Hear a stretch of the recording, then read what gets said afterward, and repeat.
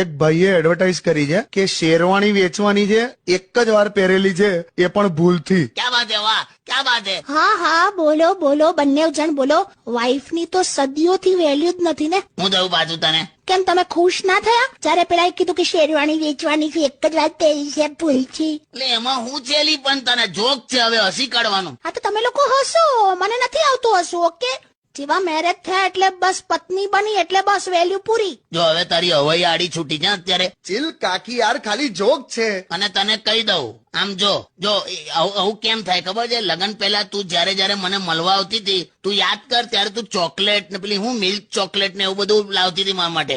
લગન થયા ના બીજે જ દિવસે તે રીંગણા બટાકાનું શાક બનાવેલું. આ તો જમવામાં બપોરે ચોકલેટની થાળી પીરસો, કાલે જો હવે ચોકલેટની દાળ બનાવજો, ખાજો ભાત સાથે. ના ના સોરી, ચાલ બસ, તું સિરિયસ ના થઈ જાય, સોરી બસ.